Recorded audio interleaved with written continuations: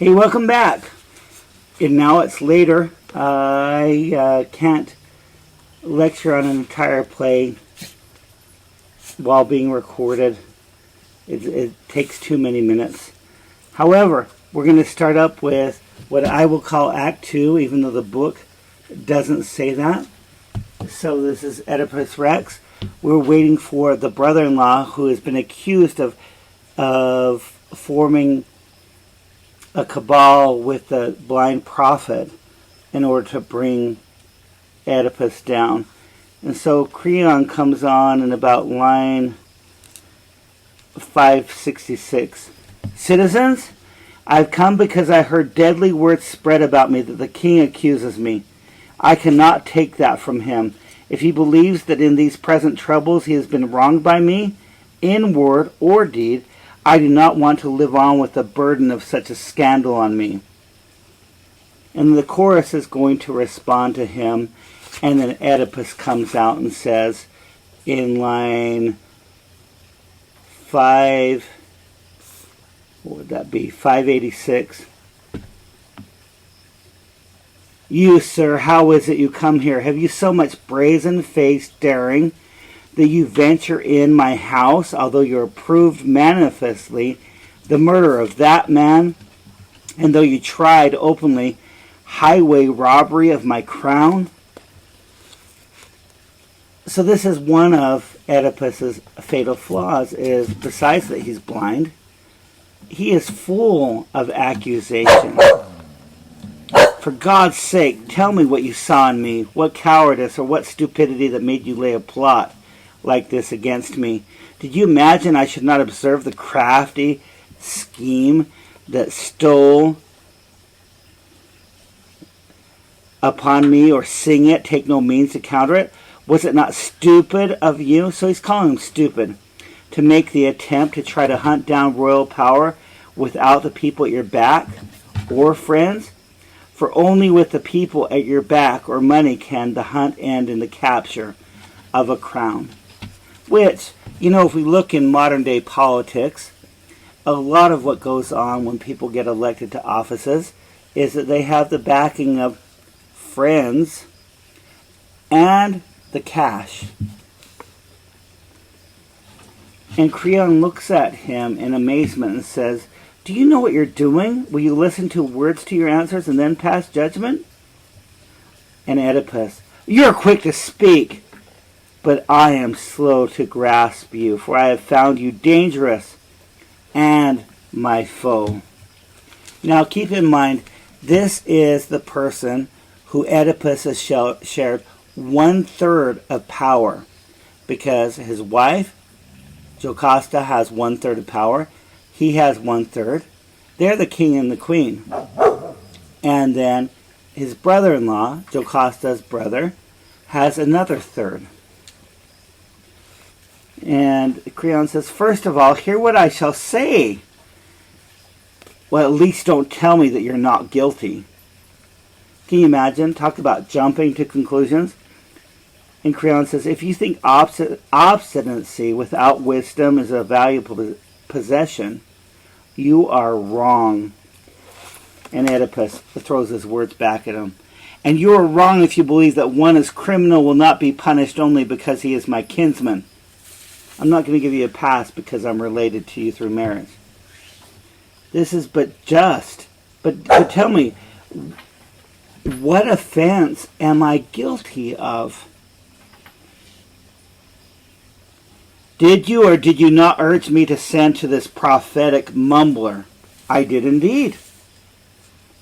Okay, so because the messenger gave Oedipus the message, he's going to blame the person who counseled him.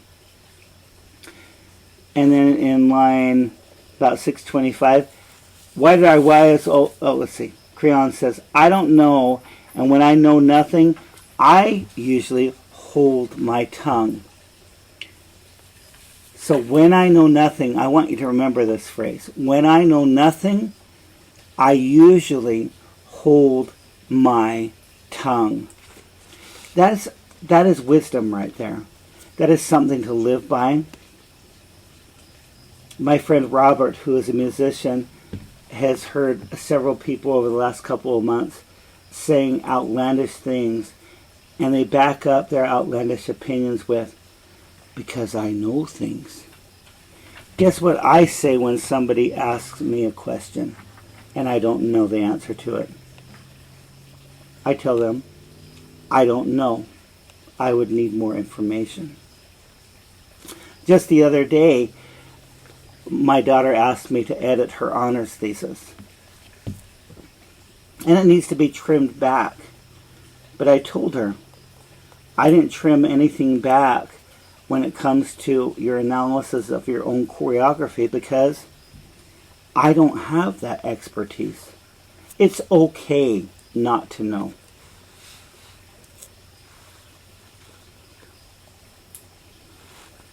So going on further down in line 643, Creon says, and I, as a third man to you, am rated as the equal of you two?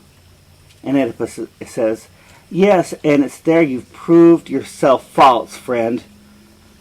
Not if you will reflect on it as I do. Consider first, if you think anyone would choose to rule in fear rather than rule and sleep untroubled by a fear if power were equal in both cases. I was not born with such a frantic yearning to be king, but to do what kings do. And so it is with everyone who has learned wisdom and self-control. I don't want to be king when I can exercise the power of the king. And the bonus is, I don't have to stay up at night. I don't have to worry about things.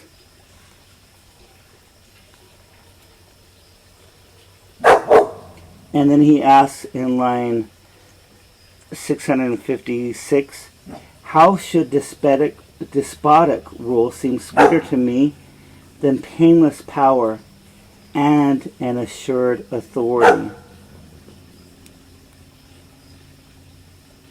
And later on he says, my mind would not be traitor if it is wise. I am no treason lover, nor would I ever dare to join a plot. And then in line 670 he says, if you discover I laid any plot together with a seer, go ahead and kill me. But do not charge me on obscure opinion without some proof to back it. It's not just lightly to count your knaves as honest men, nor honest men as knaves. To throw away an honest friend is to throw your life away. So listen to the people who truly, truly care about you. Don't accuse them of plotting your undoing or your demise.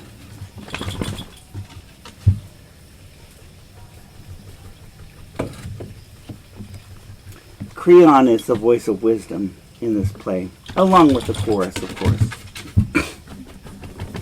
And the chorus says in line 683, his words are wise, king, if one fears to fall.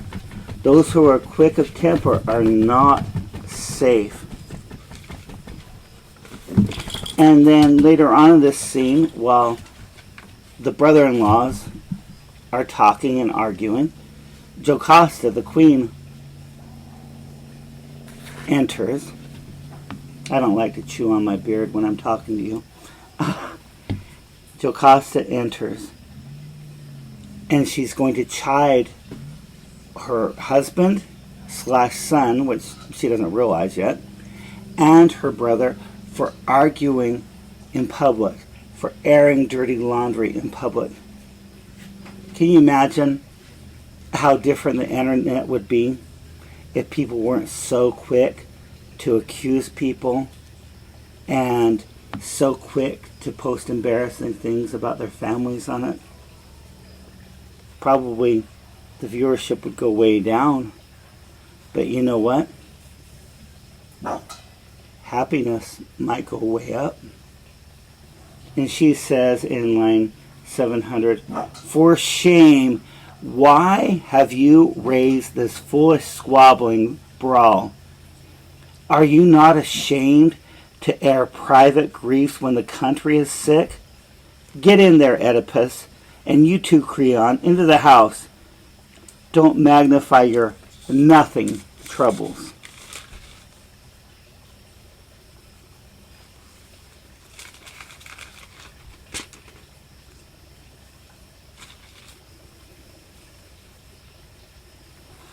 In line 710, Creon says to Jocasta, "May I die accursed if I have been guilty of one tittle of the charge you bring against me."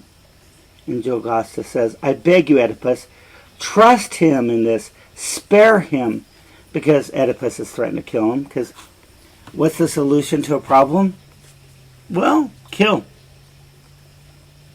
Life is a little bit more complicated than that. That should never be the first option.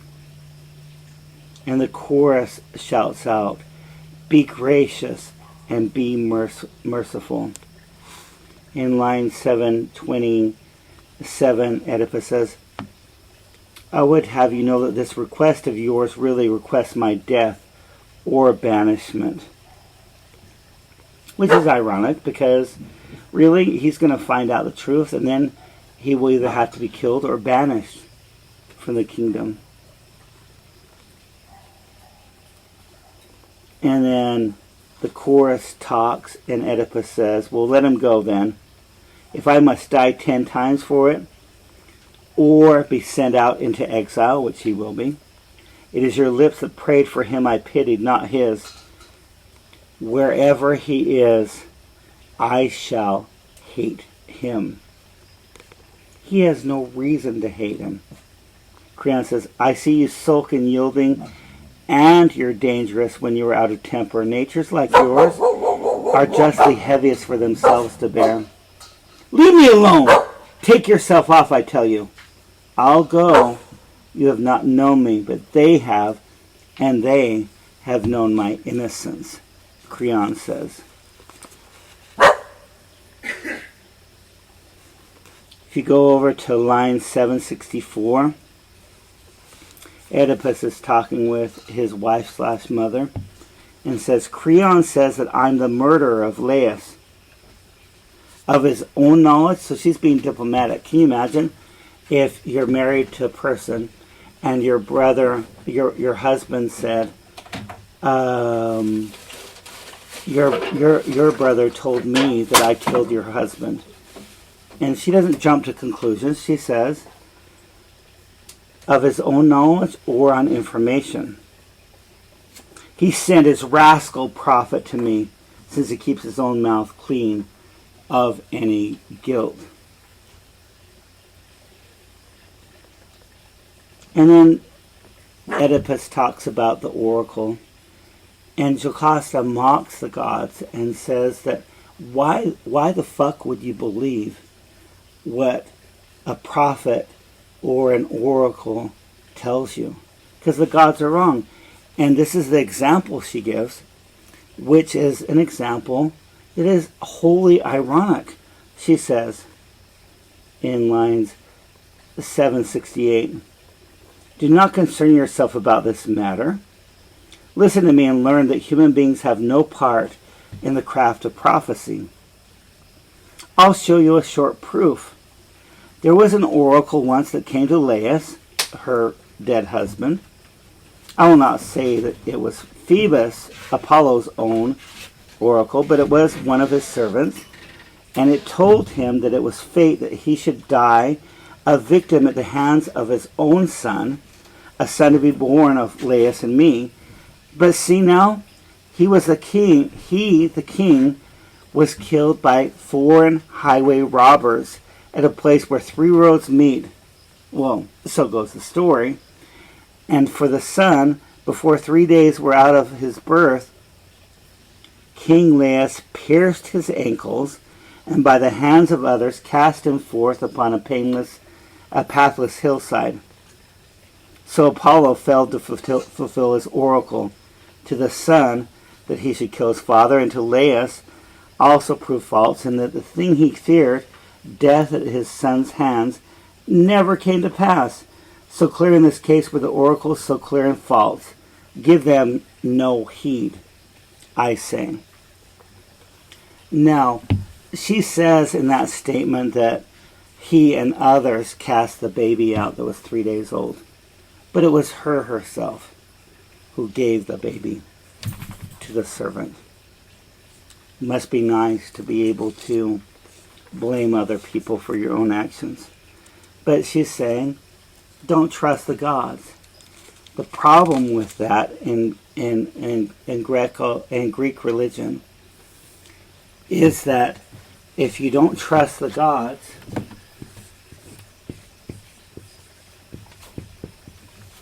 you're full of hubris, and hubris will get you punished. Hubris is going outside of your own boundaries. Hubris is believing that you're bigger than you are. Hubris is thinking you can get away with anything. Hubris always, in Greek myths, in Greek religion, leads to ruin. It always leads to ruin. But Oedipus is hearing the story and the details about what his wife/mother knows. And he's realizing, oh my God, I killed the dude at the same place that you're talking about. And he's troubled, and she wants him to answer, what's bothering you? What's bothering you? Oh, nothing.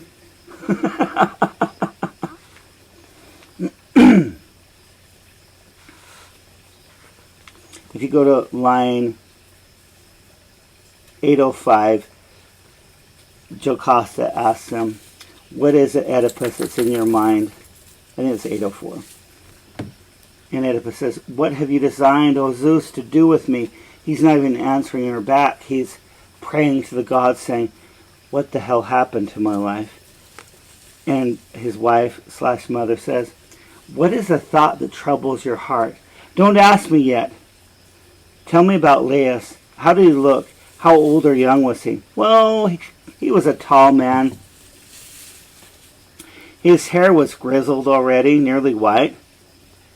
And in his form, not unlike you. Can you imagine being married to your mom and not knowing it and hearing the words? Well, now that I think about it, you look just like your father. Oh God, I think I've called curses upon myself in ignorance. And he has. He already cursed himself in the very first act. What do you mean I'm terrified when I look at you? And Oedipus says, I have a deadly fear that the old seer had eyes. So the blind seer or seer is how I pronounce it. But the seer who was blind actually had eyes. You'll show me more if you can tell me one more thing. I'm frightened, but if I can understand, I'll tell you all that you ask. How was his company? Had he few with him when he went on this journey? Or many servants? And was he dressed with a suit of a prince? In all there were 5, and among them a herald, and 1 carriage for the king. And Oedipus, it's plain. It's plain. Meaning he's convicting himself. Who was it who told you this? Well, the only servant that escaped safe home. Is he at home now? No, when he came home and saw you king, and Laius was dead, he came to me and touched my hand and begged that I should send him to the fields to be my shepherd, so he might never see the city as far off. So he might see the city as far off as he might. So I sent him away. He was an honest man as slaves go, and he was worthy of far more than what he asked me for. And Oedipus says, I wish he would come back quickly, because he wants to solve this. He wants to verify what is troubling his mind. And Jocasta says that she will send for him. She will send for him.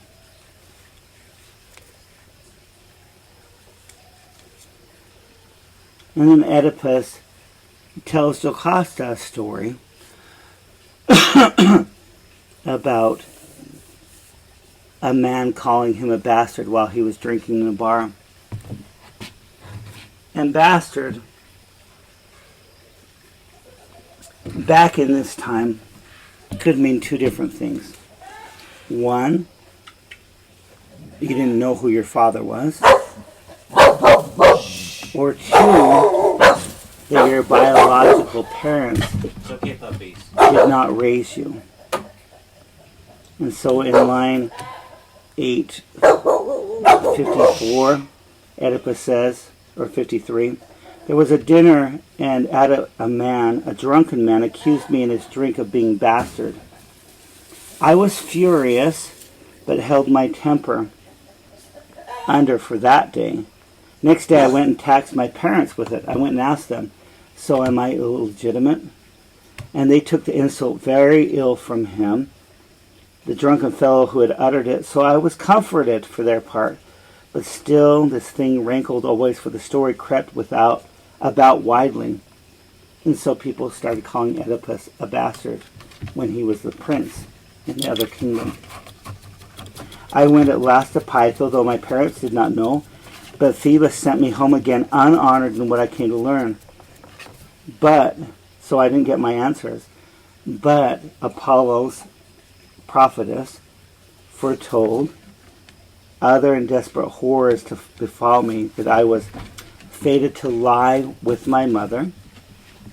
And that's just a nice way, is I was fated to have sex with my mother and show to daylight an accursed breed which men would not endure, and I was going to have children from her, and I was doomed to be murder of the father that begot me. I was doomed to murder my biological father. When I heard this, I fled. And then later on, he says, as he fled, in line about 880, he says, when I was near the branching of the crossroads going on foot, I was encountered by a herald in a carriage with a man, just as you tell me. He that led the way, and the old man himself, wanted to thrust me out of the road by force.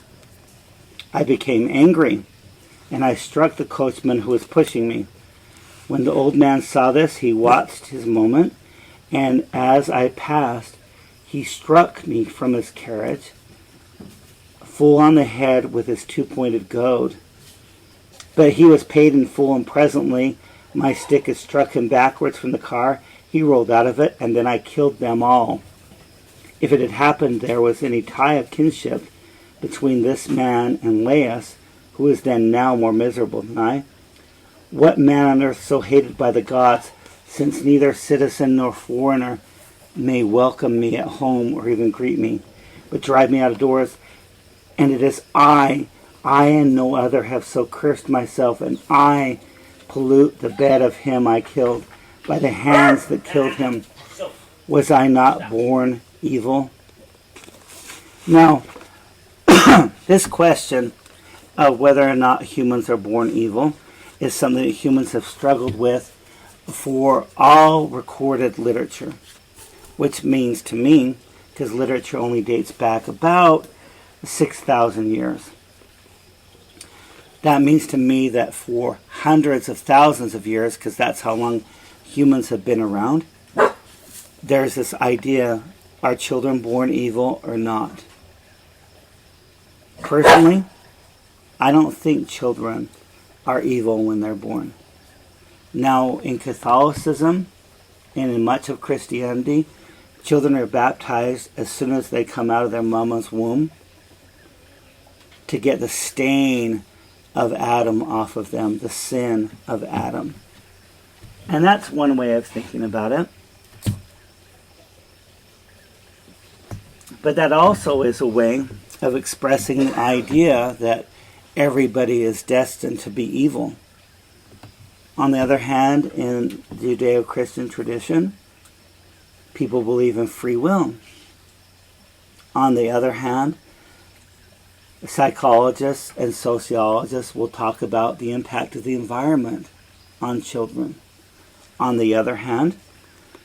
And people will talk about genetic things that mark how someone's personality and their behavior will be. And then on the other hand, we have mass shootings in our country. And what is the first question people ask?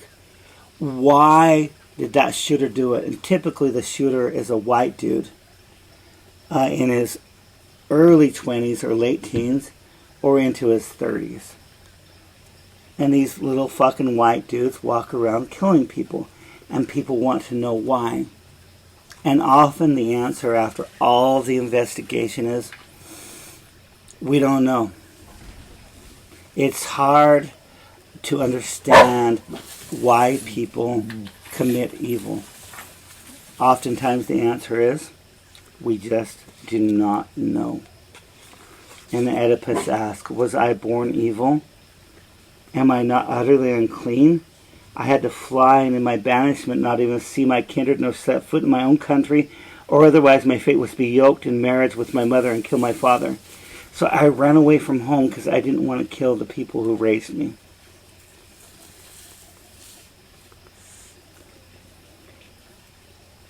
And the chorus tells him in line 9:15, Sir, we too fear these things. But until you see the man who escaped, his face to face, and hear his story, have some hope.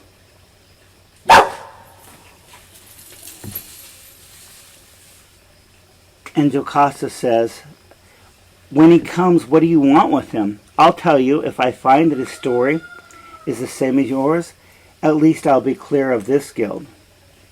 Why, what so particularly did you learn from my story? You said that he spoke of highway robbers, plural.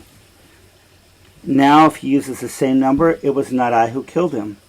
One man cannot be the same as many, but if he speaks of a man traveling alone, then clearly the burden of guilt inclines toward me.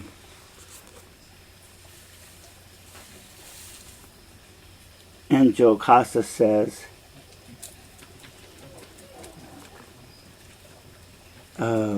excuse me. So we're waiting for a little more testimony, a little bit more proof. And if you go over to line 978, Jocasta comes in because she's exited the stage, and she comes in to do a garland sacrifice for the gods because she is troubled. She's very troubled, and she says in 978, Princes of the land, I had the thought to go to the gods' temples, bringing in my hand garlands and gifts of incense, as you see, because Oedipus excites himself too much. Later on, she says, these are the symbols of my prayer, and this my prayer, grant us escape free of the curse. Now a messenger comes in to announce that Oedipus' father, who raised him, has died, which seems like a good sign, unless you don't care about the father who raised you. So it's bitter and sweet, but then Oedipus can say, oh, at least I didn't kill my own father. And the messenger says in line 998, God bless you, lady. God bless your household. God bless Oedipus' noble wife. Well, God bless you, sir, for your kind greeting. What do you want with us? Why are you here? What have you come to tell us? Good news, lady, which in Greek is gospel, okay? Good for your house and for your husband. Well, what's the news? I come from Corinth, and the news I bring will give you pleasure, and maybe a little pain. Well, what's the news? The people of Corinth will choose Oedipus to be their king. They want him back.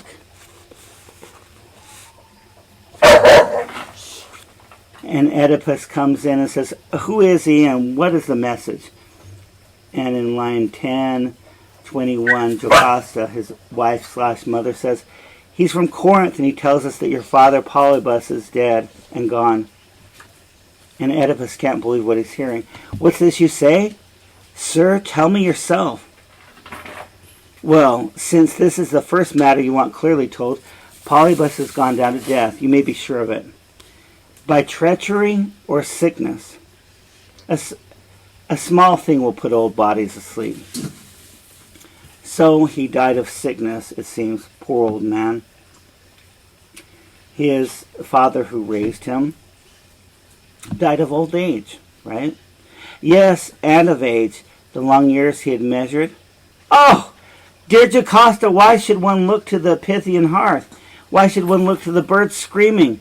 They prophesied that I should kill my father, but he's already dead and hidden deep, and I stand here who never laid a hand or spear against him, unless perhaps he died of longing for me, and thus I am his murderer. But they, the oracles, as I said, he's taken them away with him.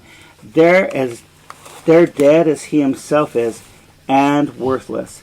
So right here, Oedipus is talking himself out of his faith. See, they were wrong, except that the audience knows, no, they're exactly right. And Jocasta says, "I told you that before." "You did, but I was misled by my fear." "Then lay no more heart to it, not one." And then he looks at his wife/mother and says, "But surely I must fear my mother's bed?" I'll let you contemplate the irony of that statement. Why should man fear, since chance is all in for him, and he can clearly foreknow nothing?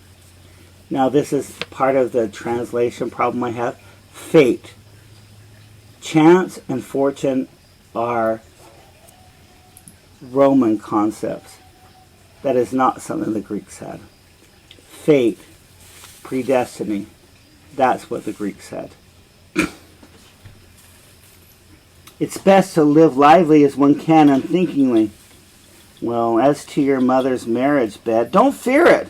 Before this, in dreams too, as well as oracles, many a man has laid with his own mother. That's just something that people dream of in their sleep. You know, I'm 56 years old. And I know that this is almost 2.5 centuries after this was written. I never dreamed of having sex with my mother. I don't think that's a typical dream for people in their sleep. And so she's forgiving him. But he to whom such things are nothing bears his life most easily. So if you haven't done what's been told, then life is good. And Oedipus says, all that you say would be said perfectly if my mother were dead, but since she lives, I must still fear, although you talk so well. Still, in your father's death, there is the light of comfort, great light of comfort, but I fear the living. And the messenger says, who is the woman that makes you afraid? And Oedipus says, Merope, Polybus's wife, the mother who raised him. What about her frightens the queen and you?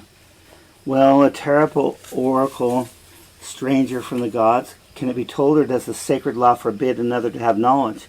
Oh no, once on a time Lucius said that I should lie with my own mother and take on my hands the blood of my own father. And so for these long years I've lived away from Corinth. It's been to my great happiness, but yet it's sweet to see the face of parents. He misses his parents. This is the fear which drove you out of Corinth? Old man, I did not wish to kill my father. Why should I not free you from this fear, sir, since I have come to you in all goodwill? You would not find me thankless if you did. It was just for this I brought the news, to earn your thanks when you had come home safe.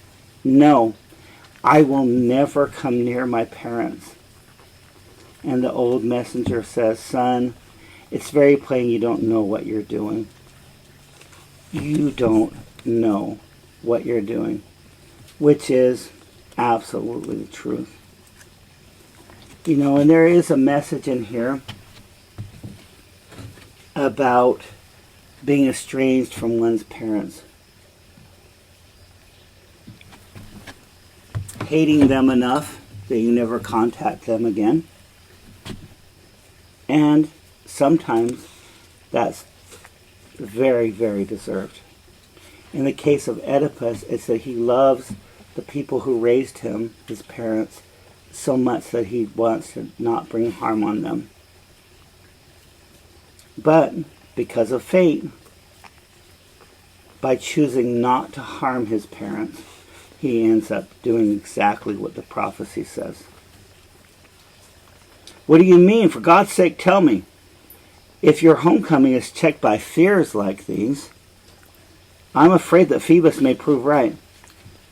You mean the murder and the incest? Yes, old man. That's my terror. Do you know that all your fears are empty? And Oedipus says, how is that, if they are father and mother and I their son? And the messenger knows the truth, because Polybus was no kin to you in blood. Oops, it's the adoption story gone awry. What? Not my father? No more than I, but just as much. How can my father be my father as much as one that's nothing? Neither he nor I begat you. Well, then why did he call me son? A gift he took you from these hands of mine. This messenger is the person who carried the injured baby to the royal family and gave that baby to the family who could not have children. And oftentimes, this was a problem throughout history, not just 24 years ago, but into the Middle Ages and into the Renaissance, where royal families throughout the world, they were sterile. And the reason they were sterile is because they were keeping it in the family. They were marrying their cousins, and in Russia, for example, you had children who would bleed to death. They were hemophiliacs. Why? Because of all the inbreeding. So it's not a new thing about how people in power. If you look at the people who had the most money in the United States, at the different families, and you look them up and then see who they marry other people. We don't have kings and queens here, but we do have an elite, and they marry other people who they're related to.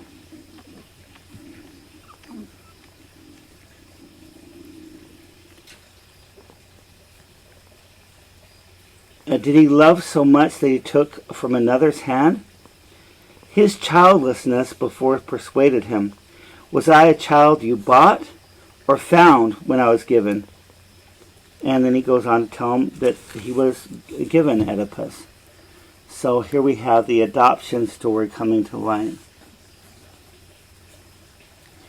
And Oedipus asks in line 1104, what ailed me when you took me in your arms? What was wrong with me as a baby? And the messenger says, in that your ankles should be witness. Your ankles were messed up. Why do you speak of that old pain? Oedipus says. So once again, he's blind, because he's been living with the pain in his feet for his entire conscious life. He says, and the messenger says, I loosed you.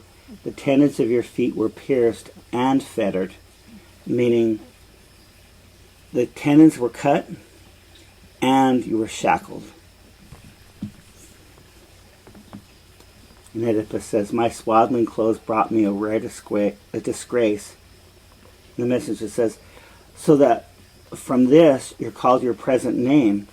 You're called Oedipus because Oedipus means swollen feet. Was this my father's doing or my mother's? For God's sake, tell me. I don't know, but he who gave you to me has more knowledge than I. You yourself did not find me then? You took me from someone else? Yes, from another shepherd. Who was he? Do you know him well enough to tell? He was called Laius Man, meaning the king ruled over him, Oedipus' father. You mean the king who reigned here in the old days? Yes, he was that man's shepherd. Is he alive, so I could see him? You who live here would know best. Do any of you know, and Oedipus asked, of this shepherd? Tell me, it's time that he was found. And then later on, in lines 1134, Oedipus says, with such clues I could not fail to bring my birth to light. I will find out my origin story. And then his wife/mother, who already understands what's going on and is horrified, begs him, I beg you, do not hunt this out. I beg you, if you have any care for your own life, what I am suffering is already enough. And then the next time she speaks, she says, oh, be persuaded, I entreat you, do not do this. Because she recognizes that Oedipus is going to find out, and the knowledge is going to ruin him. In line 1145, she says, it is because I wish you well that I give you this counsel. It's the best counsel. Well, Oedipus says, then the best counsel vexes me and has for some while since. He's angry. He doesn't like being told no. And his wife/mother says, Oedipus, may the God help you. God keep you from the knowledge of who you are. Hopefully you remember back to the myth of the Garden of Eden. The myth meaning the story, not the lie, where the God tells them, if you partake of the fruit of knowledge in that day, you will surely die. And in this moment, Jocasta is telling him, knowledge is going to be your destruction. And Oedipus ignores her. Here, go fetch the shepherd and let her find her joy in her rich family. So he's accusing his wife/mother of just being too mamby-pamby, of being used to luxury. And Jocasta says, oh, Oedipus, unhappy Oedipus, that is all I can call you, and it is the last thing that I ever shall call you. Now, the reason she says that is because she is going into her bedroom, where the bed that she birthed Oedipus on, that she conceived Oedipus on, and the bed where she had her marriage night with her son, she is going to hang herself above that and kill herself. She cannot live with this knowledge either. And the chorus asks, why has the queen gone? And Oedipus says, I at least will be willing to see my ancestry, even if I am of low birth. I count myself a child of fortune, which really is fate, of beneficent fate or fortune, and I shall not be dishonored. She's the mother from whom I spring. So he thinks that his wife/mother, who he's married to right now, is ashamed that he will be of low birth, not of royal lineage. And he unwittingly says in this double entendre, she's the mother from whom I spring. And in his mind, he's thinking of maybe he was born from a peasant woman. But he's also referring, without knowing it, to his wife/mother, and that is from where he sprang. The months my brothers marked me, now is small and now again is mighty. Such is my breeding, I shall never prove so false to it, as not to find the secret of my birth. He will not quit, even when the people around him advisors, the prophet, his brother-in-law, his wife/mother, the people who care most about him tell him, you are making a mistake. You do not want to know the truth. Sometimes truths are hard. This truth is going to lead to him poking his own eyes out and blinding himself for real.